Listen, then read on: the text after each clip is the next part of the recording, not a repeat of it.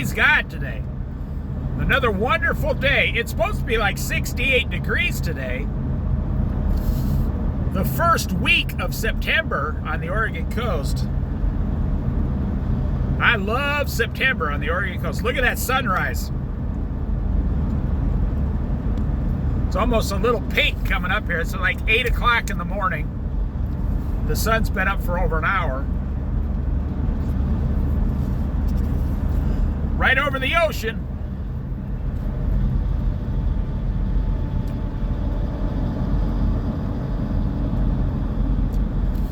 I never get bored at the ocean. Nope, I don't.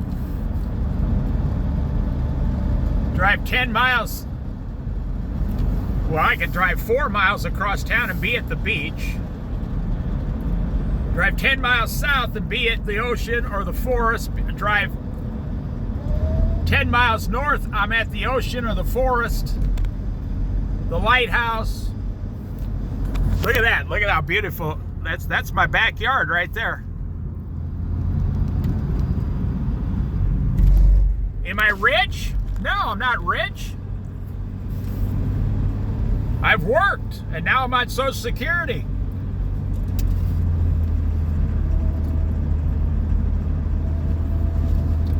Yeah, we have people living in $1 million houses out here, sure.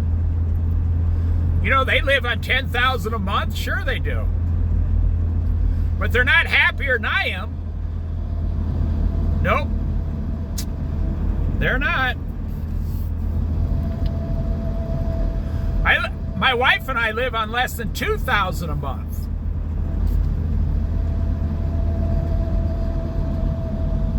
That's pretty damn good for 2025.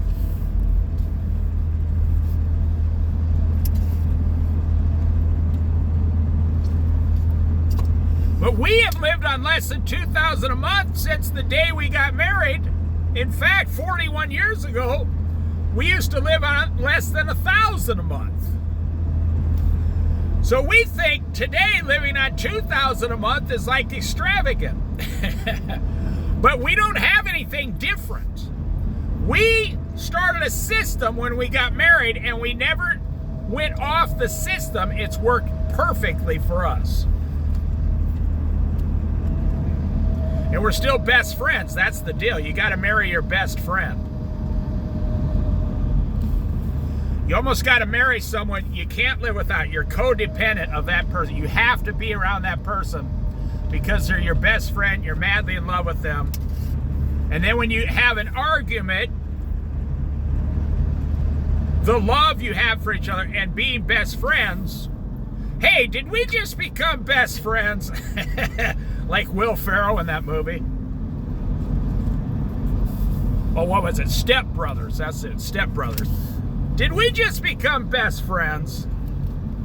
With his sidekick, I don't know the guy's name, but he's funny. The curly-haired guy, he's hilarious. He's been in more movies than most people alive. I mean, most actors. So we didn't get away from our system. It's just that inflation has taken our lives from $1,000 a month to $2,000 a month. But that's pretty good for 40 years. I got to give God credit, yeah.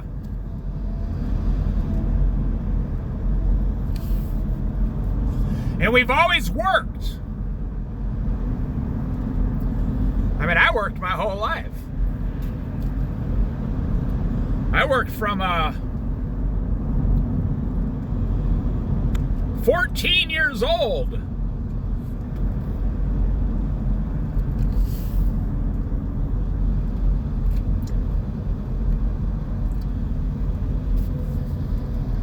And then I fully retired at 54 years old. So I worked 40 years.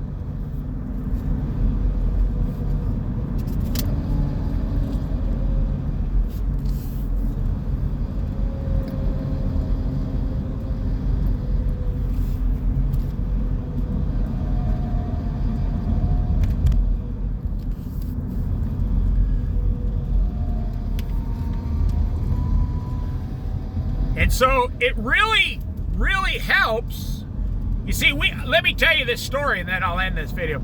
We had this this thing that when we got married, we never took vacations. We moved to an area that we loved living in.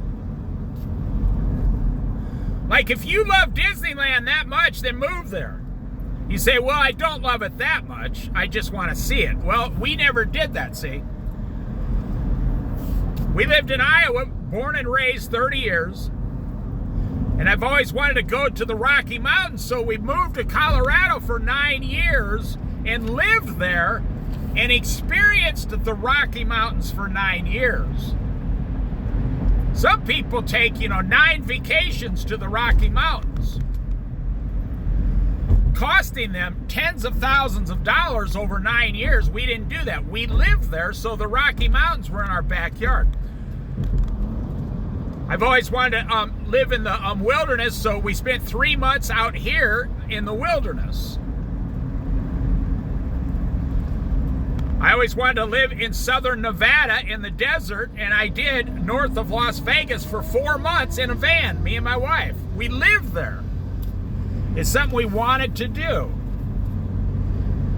And we've been out here 23 years because I've always wanted to live next to the ocean. And so instead of, we've never been here. Never went to the Rocky Mountains. We just got in the car and drove there. And just started going there. It was that simple.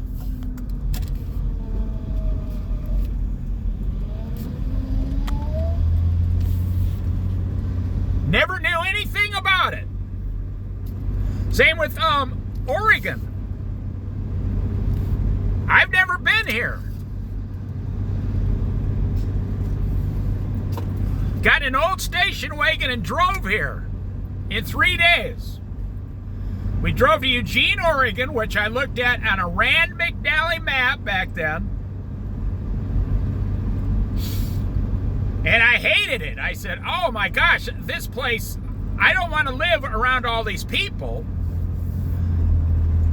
So it was the 4th of July weekend, whatever it was. And we came out to the coast because we heard there were fireworks out here.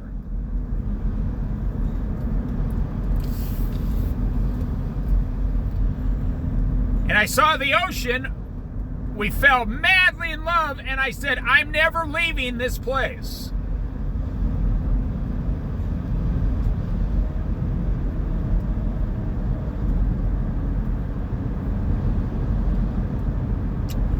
And I've been here 23 years.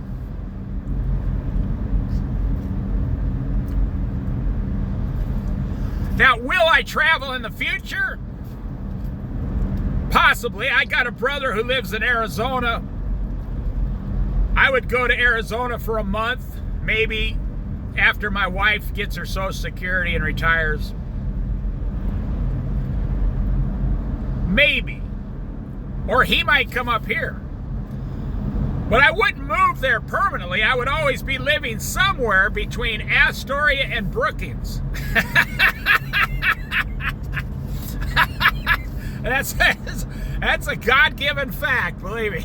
I will always live somewhere between Astoria and Brookings until I'm raptured.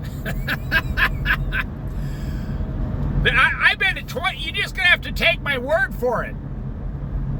I've been to 22 states west of the Mississippi River, several times each. And the Oregon coast is hands down the best place on planet Earth.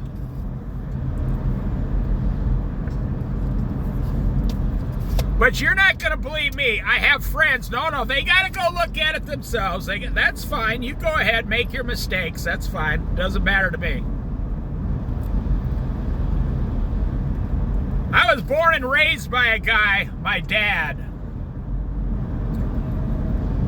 He knew what the best was. He was a truck driver 60 hours a week. He built a 4-bedroom house from the basement up, all by himself with me and my mom. 3-car garage, 10 acres, 100 trees, 50 fruit trees. Landscaped the whole thing. We had some chickens, cows once, horses, a dog, cats, a few ducks.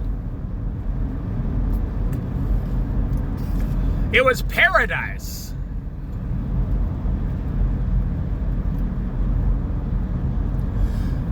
And my dad never wanted to go anywhere. He was living in paradise that God allowed him to build.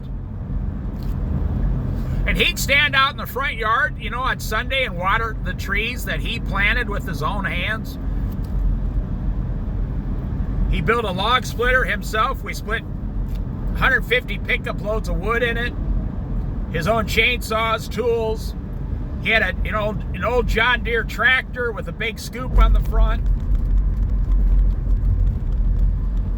If my car needed some work, he'd bring the tractor over to the car, put the bucket under the front, lift the whole entire car off the ground and get under there, change the starter. Now, he put jacks under there too, you know, in case the hydraulics failed. He'd lift the car about 3 foot off the air, crawl under there, change the starter in about 45 minutes, get back out, lower the car gently, boom, problem solved. But of course, back then, some of the starters were actually right next to the engine. You could go into the top. You could go from the top down and just change it on the side. You know, some of those old 1960s and 70s cars. You could crawl in the trunk and go camping all night if you wanted to.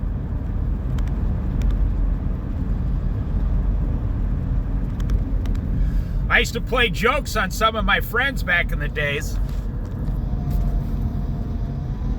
Because, you know, no one ever locked their trunk back then, you know.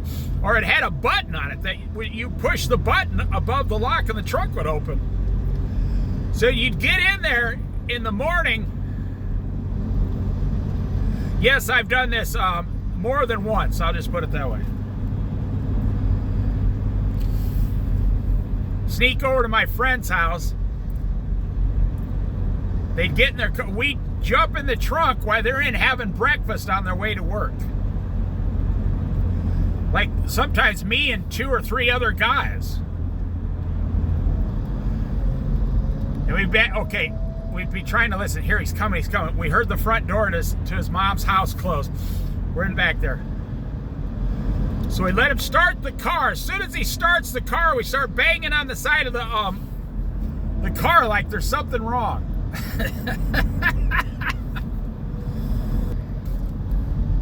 And then we'd be real quiet. The guy gets out, opens up the hood, starts looking, gets his dad to come out. My car's making a loud noise, Dad. What's wrong?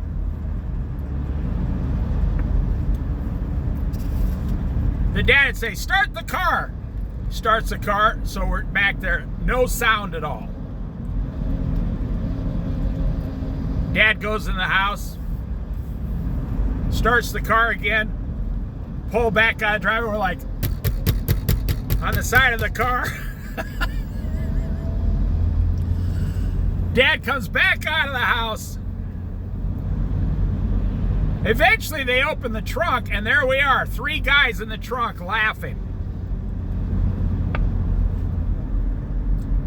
You can't do that today because you can't get in someone's car and there's no trunk like, you know, in a 1963, Buick.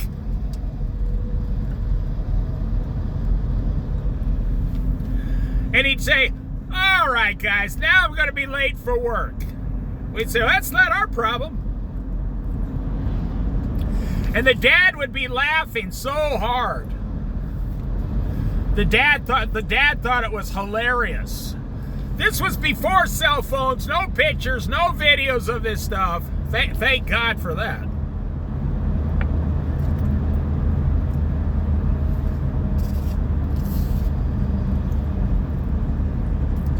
When I was in town here about 15 years ago, I was actually walking somewhere. well, instead of driving, I just walked like 4 blocks. So I saw my friend had an appointment somewhere. I went over there, couldn't see him, but I realized he was inside this office at an appointment. I think it was during tax season. He was in an appointment with a tax guy to do his taxes or something. But he left his door open.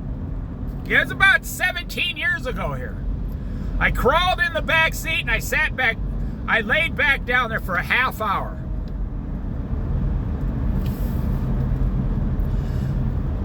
I mean, I was getting sore.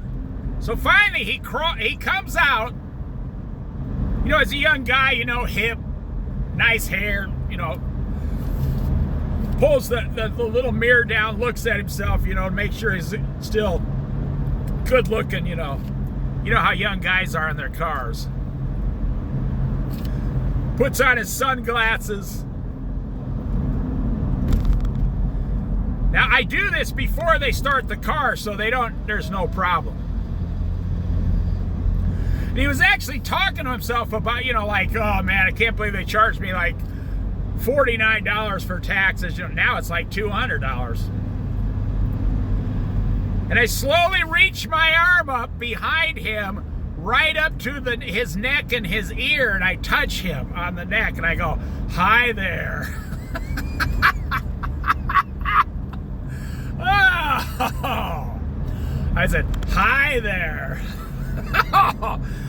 He went out of he almost went through the roof like a James Bond ejection seat. And he went, "Ooh!" He started, he didn't yell, he moaned. He went, "Ooh!" Oh man, it wasn't nice. And I sat up and he turned around and saw who it was, and man, he was like, "Whoa, dude." He said, "You just about killed me." I said, "Oh, you'll be fine. You're only 25 years old." Today's almost 45 years old. But man, when I reached, it was total victory. When I reached over that seat. Now I was about 15 years or 17 years older than him.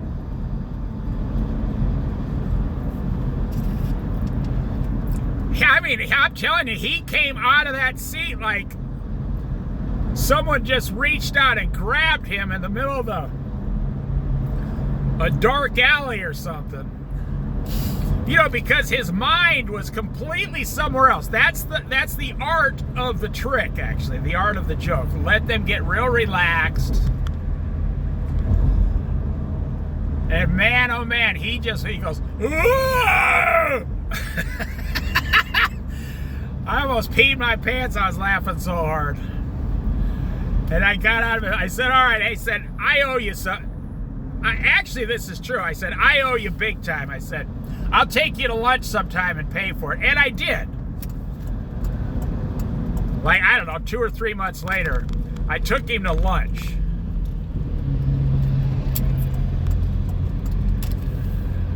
And, you know, it's like 3 months later, 2.5 months, and he says, "I gotta admit," he says, "I told everybody about what you did to me." He said, "That was one of the best jokes I've ever had pulled on me." And then he went ahead and did it to his girlfriend. And when I saw her, she says, "Oh, thanks a lot, Dave, for teaching my boyfriend that joke." She says, "I about left planet Earth when he did that to me." He did it the exact same way I did it. He went over to his girlfriend's house, got in her car, and sat back there while she was coming out of. And he reached his hand up over. He's like, "Hey, baby." Well, that's been 20 minutes. I think I'll leave it right there.